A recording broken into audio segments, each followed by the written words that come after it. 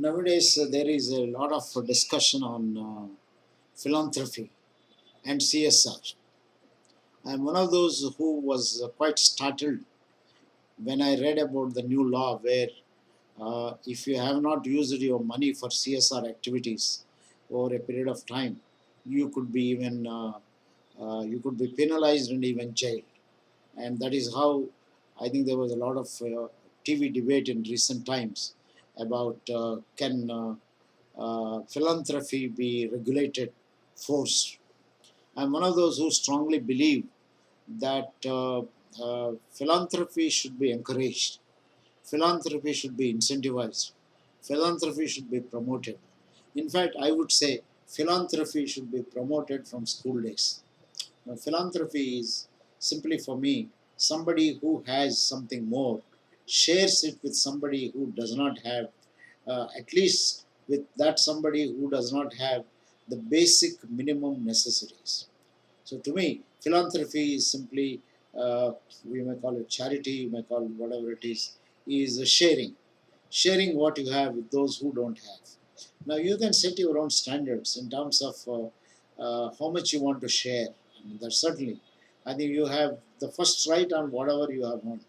Nobody can deny this, and it is you have full freedom to enjoy whatever you have. But if somebody says that no, you have so much and therefore, please, you must give something else to somebody, and I want to regulate it and I want to hold a sword on your head, then there are all likelihood of this person who has accumulated, rather than becoming philanthropic, he could become anti-philanthropic, anti-social. So I don't believe forcing philosophy, forcing charity will do any good for anybody. In fact, quite often I am reminded of the beautiful saying by Mother Teresa. Mother Teresa said that don't think when you are giving alms to somebody or helping a poor, you are doing any great thing. In fact, she said, remember that by accepting what you have given, the poor is helping you. He is giving you an opportunity to be nice, to be good. I think what a wonderful way of saying. This is the kind of attitude change that people should have. Rather than saying, give alms to the poor, so and so have said it and things of that kind.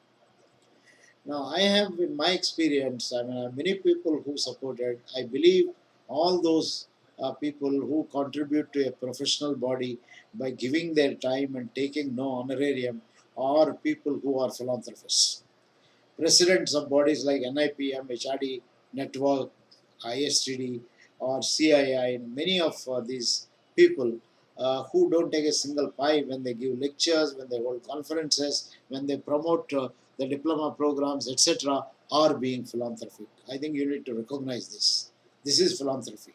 This is corporate individual responsibility, if not a social responsibility. If not a corporate, it's an individual social responsibility. Many of them are discharging. But in our society, we don't recognize these people. It is high time that we start recognizing that help need not be given to others by cash, it can be in kind. The kind can be disseminators of knowledge. All those who provide free teaching are also philanthropists. They are making that. In fact, those people who write books without expecting any great royalty. Nowadays, books don't give royalty except if you write some textbooks, which are used by millions and millions of people. And those who write, who post on internet and other things, they are all, to me, if you ask me, they are all philanthropists. But what happens to big industrialists? In big industrialists, I have seen people who are very genuinely philanthropic. Quite often, name is mentioned about Infosys Foundation, which I think helps millions of people, maybe, or Ajim Premji, which individually as well as corporate wide he donates, and there are many others. When Academy of HRD started, we were going for funds, and people were very philanthropic in terms of.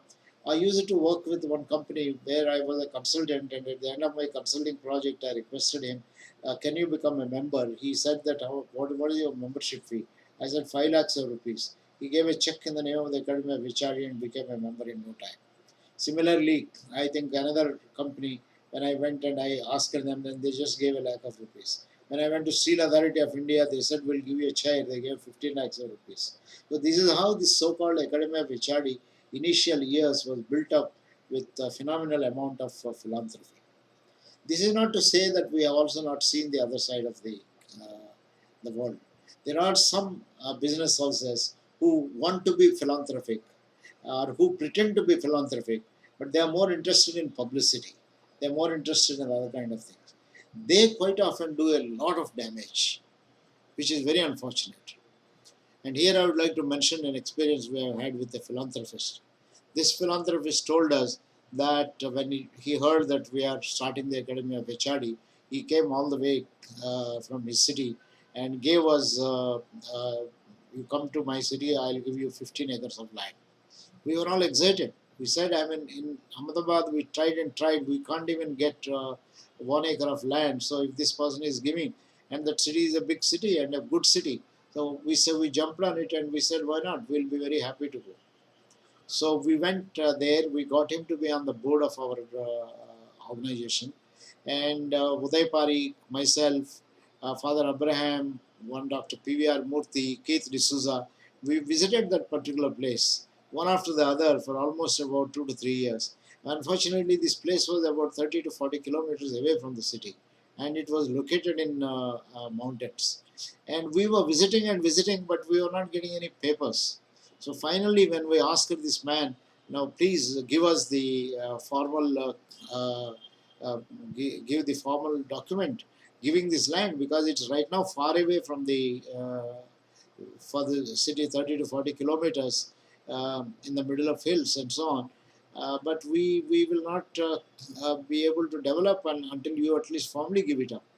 He sent us an offer on a piece of paper saying that you will, I'm donating this 15 acres of land. It's on a piece of paper, not a register, it's not registered, but it's an intention. 15 acres of land, and you are most welcome to use it immediately. But I have a few conditions. Condition number 1, you will put my son on the board. Condition number 2, he was running a construction company. You will give the contract to construct buildings to my company. And condition number 3, you will get the Prime Minister of India to visit this, because some of you people in your board are very influential people. They are very close to the government. You must get the Prime Minister of the country to inaugurate this. And we were quite startled. We were quite startled at this.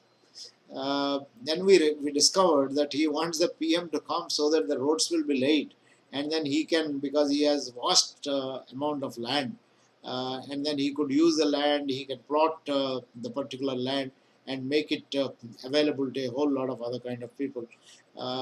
So I think this was very unfortunate. Fortunately, immediately the board said that no, we don't want this land, and we didn't want to go anywhere near that particular kind of an individual. So we threw that particular kind of a person. Years ago, funnily, when I met this individual in a dinner party, he tells me, "Oh, Professor Rao, you know what a great thing I have done for you. Because I have given that kind of a land, and because you could not take that land, you now got even a better kind of a deal. Aren't you happy that if I didn't, if I gave you that, you would have been stuck 40 kilometers away from the city which I am talking about?" What a funny person. I mean, this is the kind of philanthropy we don't want. We don't want such kind. These, in my view, are leeches on the nation. These people want to make use of every opportunity. For them, even philanthropy is either to get a name, fame, or get money and things of that kind. These are the kind of philanthropists we should keep away. Anybody who expects anything in return other than welfare to the society, I don't call that particular person as a philanthropist. So friends, watch out about these kinds of philanthropists who want to donate something because they want to get a name, they want to get a fame, they want to get something materialistic in return. But at the same time, I also want to warn you, do not keep away some very genuine people. Now, there is no easy way to find out.